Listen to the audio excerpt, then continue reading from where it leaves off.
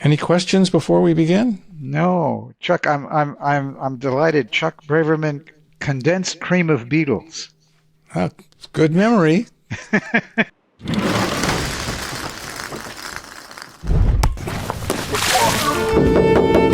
Met at the roller skating rink. Empire Boulevard. She was 15, I was still in 18. school. Definite idea that I'm going to lose my virginity. Everybody's always after the young people. What did the young people want? Here it is. One thing, you don't have to look for brains. She had 13 children. That's a lot of stooping. This is me with my son Kevin in 1974, when he was 2. This is him with his own child in 2014, when he was 42. What made my parents that way? Oh, their parents. I'm wondering how much my friends are thinking about the upcoming end of the days we're all walking through.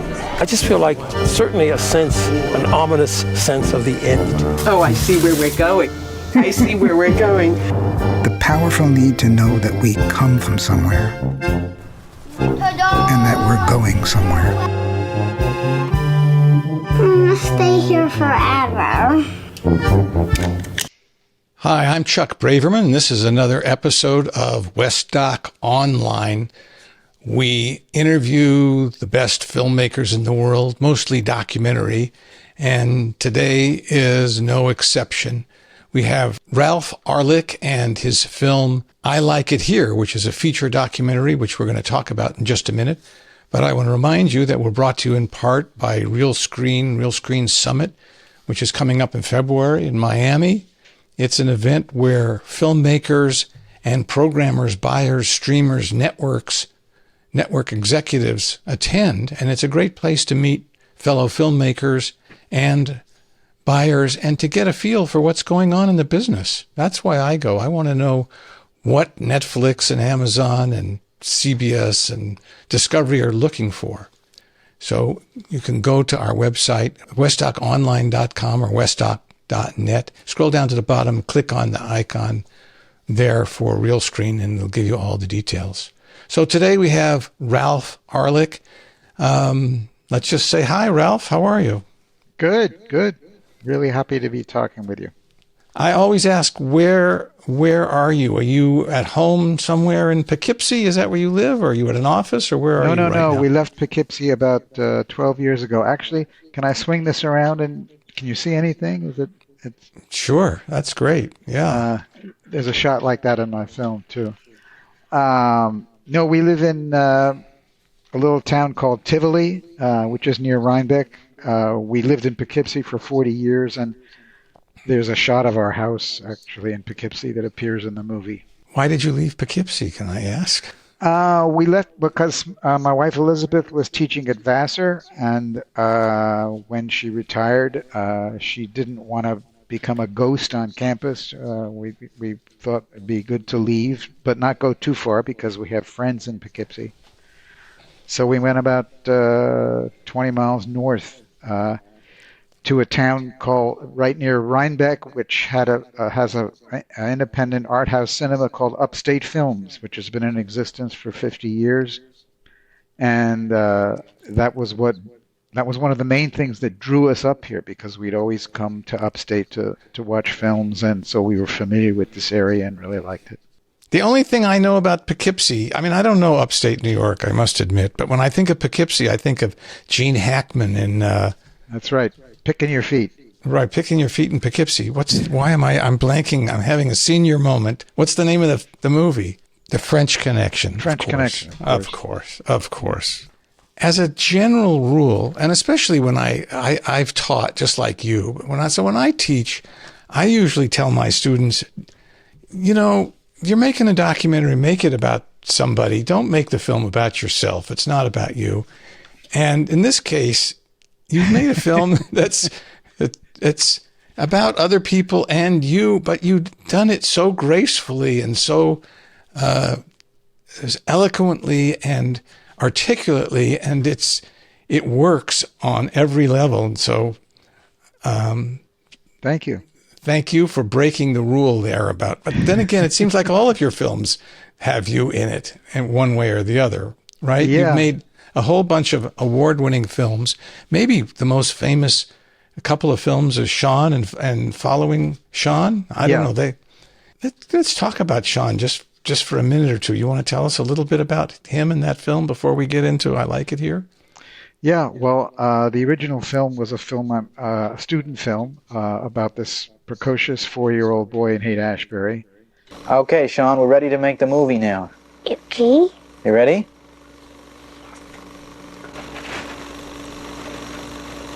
How old are you? 4 and a half. And where do you live? Upstairs from you. Can you hear me through the microphone? Uh-huh. When are you going to say go? Go ahead. Go? Yep. Go ahead. Clap your hands. And, he was very, very audacious and charming.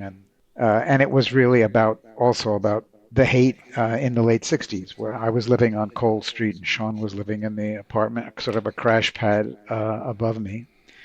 And then, so that film sort of got a lot of exposure. And then about 25 years later, I decided to make a film about, what had happened to this kid who most people would think was headed for big trouble, because in the original 15-minute black and white movie, he talked about being busted by the cops and smoking pot and all kinds of stuff. So the 4-year-old. Yeah. So it sounded like he was probably headed for a difficult adulthood. But in fact, he turned out fine. He was a union electrician in San Francisco. It was also about my ambivalence about the 60s.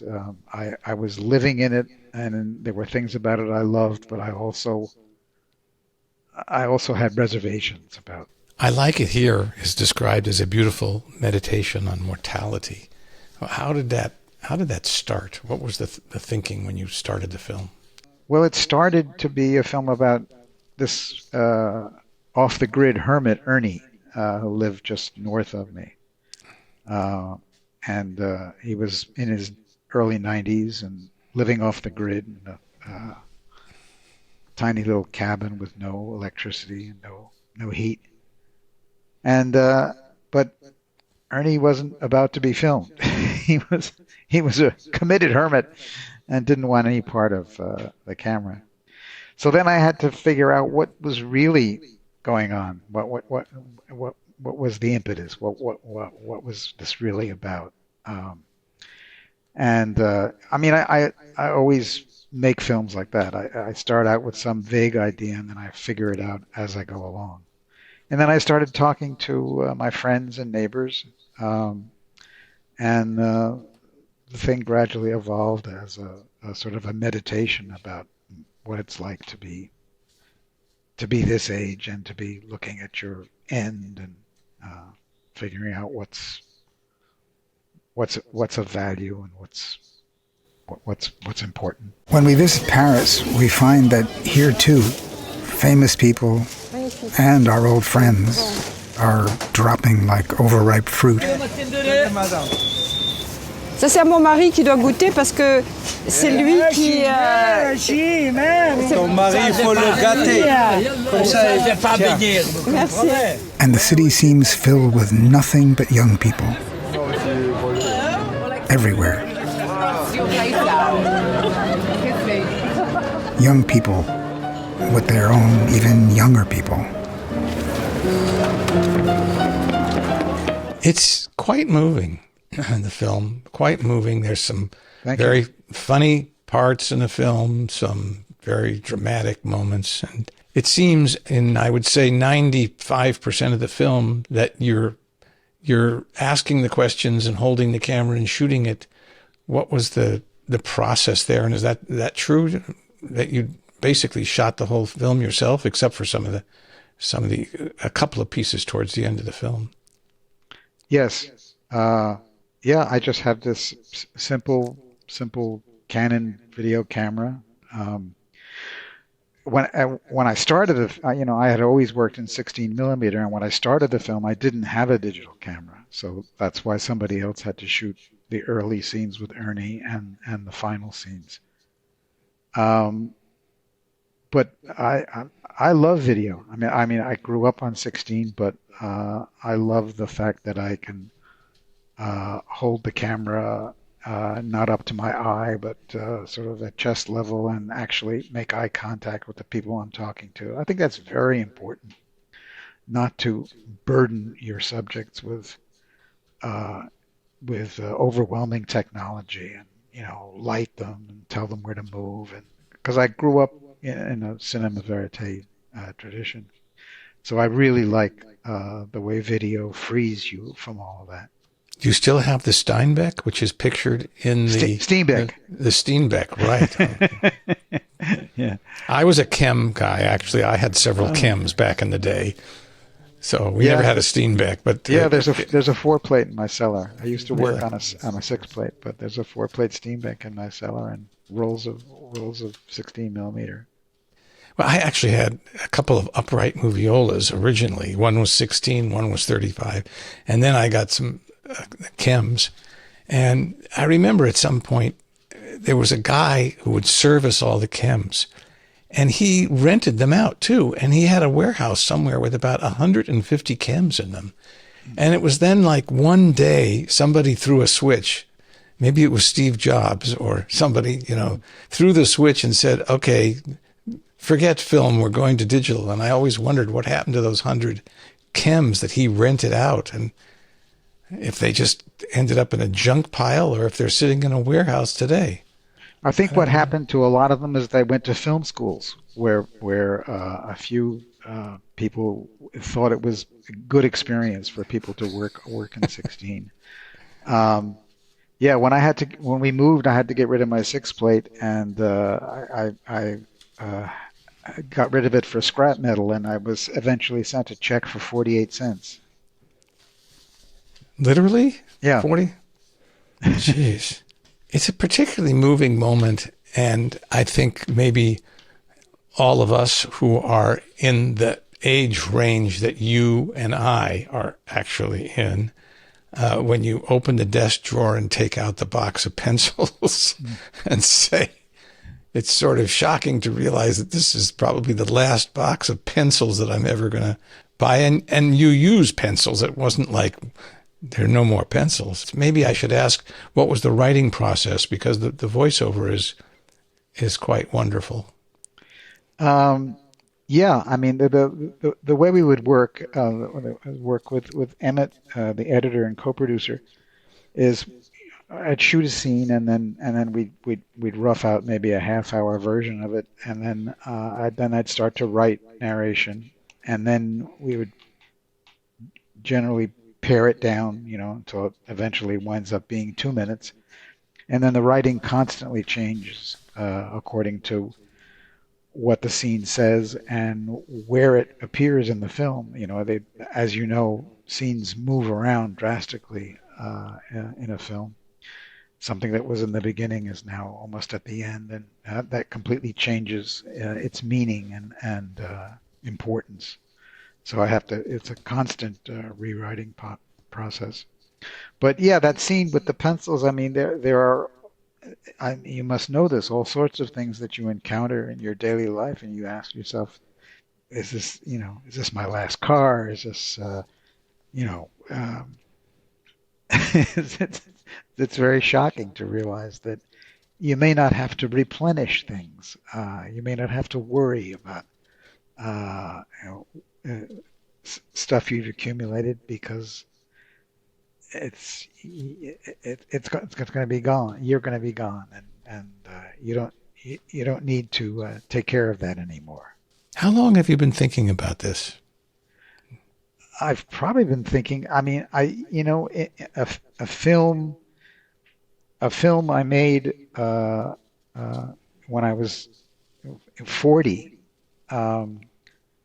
There's Acquired Taste, which is a film about success in America. And in that film, I was facing 40, and there's a line in it which is actually in the movie, which is, "I'm all right with 40, but Jesus, in 20 years I'm going to be 60." So now that looks so pathetically innocent, was worrying about being 60. 60 is the prime of life. So I've clearly been thinking about it in one way or the other ever since I don't know, got out of graduate school. Always, I guess, always thinking time's winged chariot. It's good to know that I'm not the only one that thinks about these things. Well, that's part of the impetus for making the film and part of the way I'd like to use it. Because after we have our theatrical run and maybe it's on TV or streaming, I'd like to show it to groups of older people. I mean, every filmmaker likes to think that his film is for everybody and not just for old people. And I think I have had the experience where younger and middle-aged people respond to it well. But, it's mostly for people who are facing the same kinds of questions that you and I are facing. So I'd really like it to reach that audience and talk to people who are feeling the same kinds of things. What was your beginning journey into film? How did you get into becoming a filmmaker? I come out of journalism. I had always, done school papers, and when I got out of college, I worked for a daily in New Jersey for a year, and then I went into the Peace Corps. And at the end of my Peace Corps service, which was in '66, my draft board notified me that I was about to be drafted, and I had to figure out how not to go to Vietnam. And so I rekindled an application that I had made to the Columbia Journalism School. And then I got in at the last minute, and it was just a one-year program. And at the end of that, I had developed an ulcer that kept me out of Vietnam for another year. And I saw a film on public television that I thought was wonderful. It was called Losing Just the Same, and it was made in California. So I naively thought that if I would go out to San Francisco, I could get a job in film. I didn't, but I was able to enroll into another graduate program at San Francisco State. And that was when all hell was breaking loose at San Francisco State. Hayakawa had called the cops onto campus. So I made this film about Sean, about the Haight-Ashbury and the agitation at San Francisco State. And that was the start. I've always felt guilty for being able to evade going to Vietnam, when others, I don't know, less well placed or less, I don't know, whatever. You served. I maneuvered myself, and served and was active. I didn't want to go to Vietnam. I mean, the irony of it all is that after I got out, I was working as a stringer cameraman before that. And my best friend's father was a correspondent at CBS News. And there was an opening, and CBS was going to send me to Vietnam as a cameraman, which I wanted to do. And my friend's father was Bill Stout, who was a correspondent, and been there twice for a couple of years. He said, absolutely no. I mean, he was like my surrogate father, because my dad died when I was in junior high school. That's funny, because I had the idea of joining USAID as sort of an undercover, and then doing exposés and stuff. And I thought I would try to go to Vietnam that way. And my mother who said, "No way, you're not doing that." Now I know you shot this by yourself, but what was the financing for this film? The startup was a grant from New York State Arts Council. And then there were a few other smaller grants along the way. So do you have to write grant proposals and try and get grants while you're making these films? That's part of your process? Yeah, and that's one of the reasons why it takes so long. But that's the thing with video is you can launch into a film with no resources. All you have to do is have access to a camera. unlike the way it used to be, where right away you had to pay for 16 millimeter stock and processing and edge coating, you had a lot of upfront expenses, so you had to raise the money earlier. But that can be a quicksand, because you shoot and shoot and shoot, and you're well launched into the film, and then you have all these post-production expenses which haven't gone away. It still costs a lot of money to finish a film, and that's where you really have to stop and raise money to finish it. I was speaking the other day on Westdoc with another filmmaker who shot the film by herself, which was very impressive. That she just did the whole thing by herself. And then I said, "What was the budget?" And she said $500,000 or $600,000 was the post budget, which I was sort of stunned. Really? And she had, but the thing is, she came from the commercial world. I mean, she was a commercial director in addition. So, and she mentioned the name of the post house that did the color correction. And the color correction was, of course, very good. But, and she was saying they do the tippy top work in the commercial world. And I can't imagine what they must have charged. And the mix, I'm sort of stunned when I hear numbers like that, although that's minuscule compared to what some filmmakers are getting for docs these days. But on the other hand, I had another young filmmaker who made his entire film from beginning to end for $100,000 budget, the whole thing with color and sound and mix and everything. Yeah, well, the industry's imprints in your mind certain things that you have to do, and you have to sort of challenge that and say, no, we don't have to do it that way. There are just a lot of sort of technical myths out there about what's acceptable and what's not acceptable. Well, why don't you break a couple of the myths? What do you think that people think they have to do? What don't you have to do? I mean, you don't have to hire the people who are considered the top in sound mixing and color correction, and you don't have to pay those enormous musical rights fees. You can negotiate, or you can find other music. We were really fortunate to have a composer who came in at the last minute and composed a lot of music.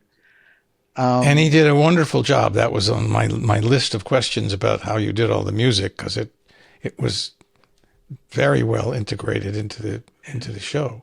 But there are just these sort of standards out there. And what about E&O? You have to have E&O, don't you? Yeah, and I'm working on that, and that's a problem. But you don't have to have the highest priced lawyers, and I mean, there are ways of doing it less expensively, but of course, what you wind up paying for that way is time. It takes a lot longer to avoid these really frightful expenses. What do you think the prospects are for your distribution of this film and for actually possibly making some money on the film, do you think? The prospects for making money are slim to none. My main motivation is just try to get it out there at this point. Theatrical is always a loss leader. It's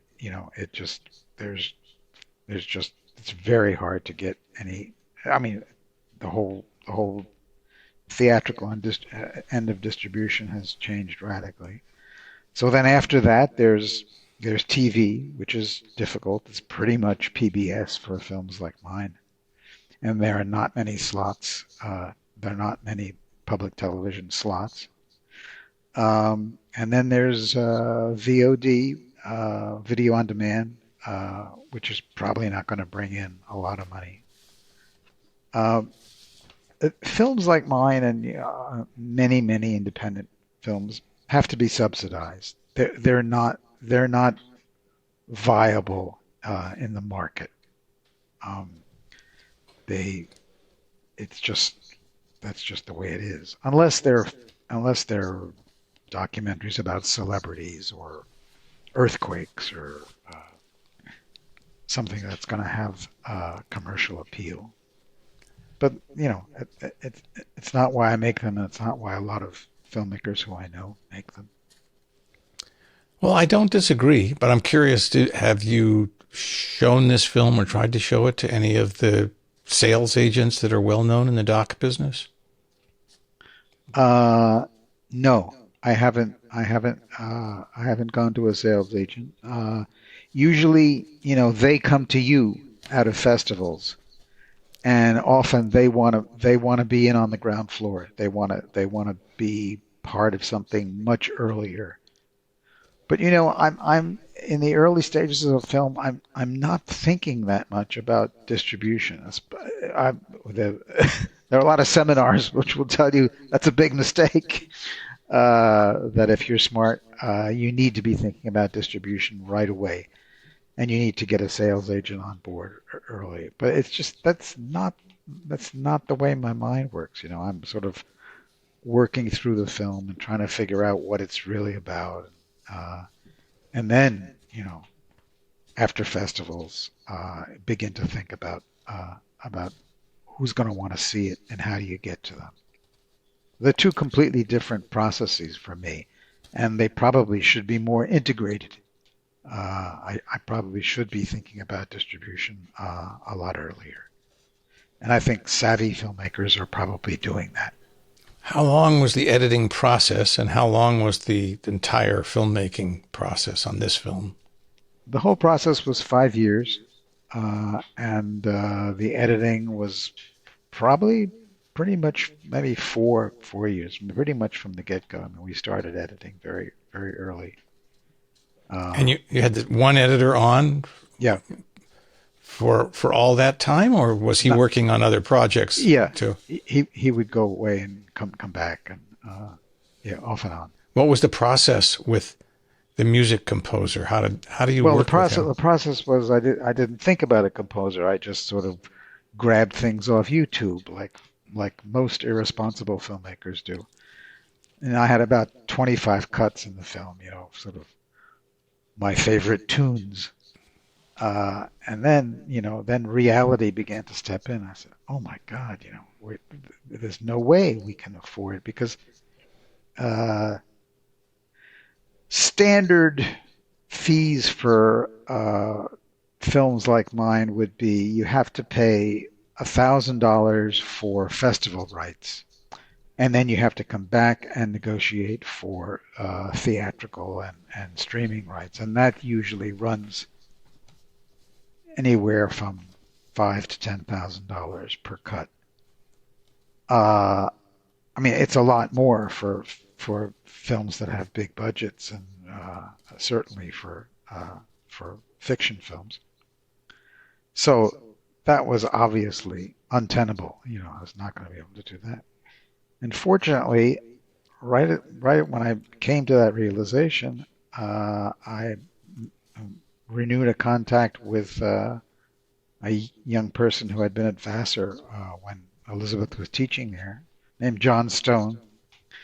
And he's a talented musician and a composer. So he went through the film and said, well, what about this for here? What about that for there?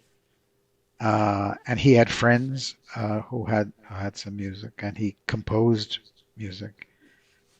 And it turned out to be wonderful. I did hang on to about 4 mainstream songs, mostly at the end, that I was just emotionally very attached to.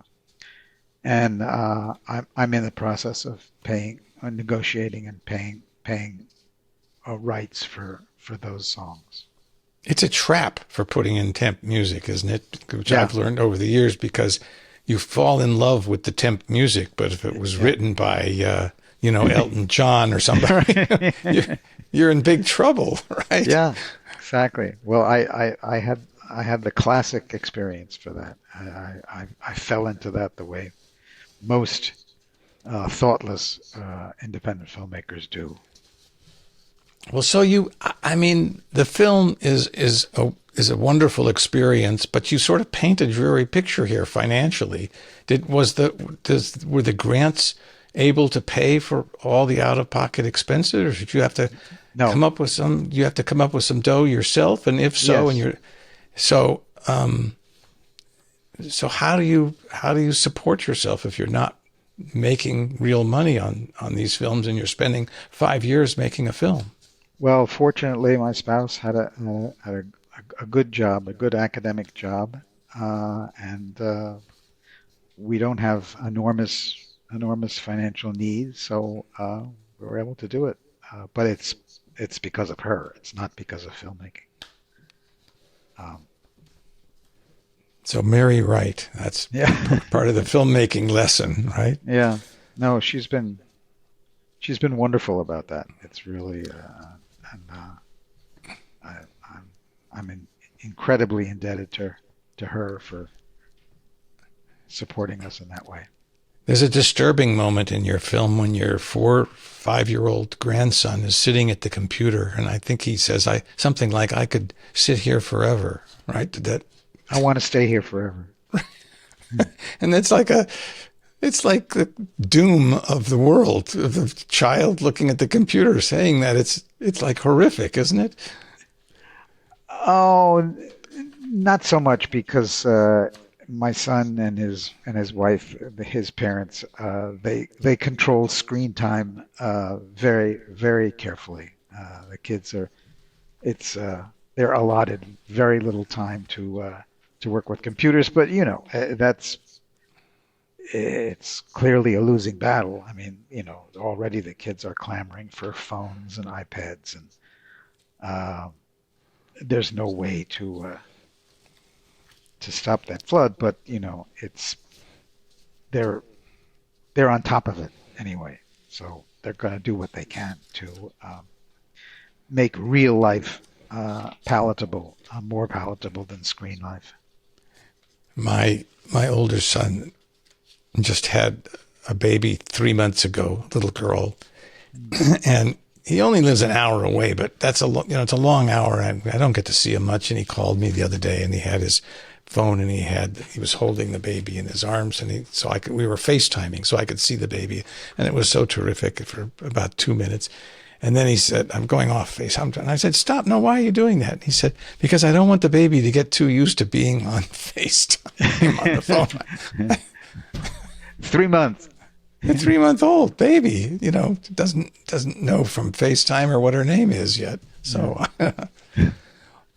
well, Ralph, it's been a wonderful pleasure speaking with you. I think your film is glorious to watch, and certainly is stimulating, thoughtful, and hits home in a place that all of us are thinking about sooner or later. Oh, well, thank you, Chuck. It's been a delight for me to reconnect with you after seeing that condensed cream of Beatles when I was at San Francisco State. And it's just wonderful to be able to make that connection 50, 60 years later.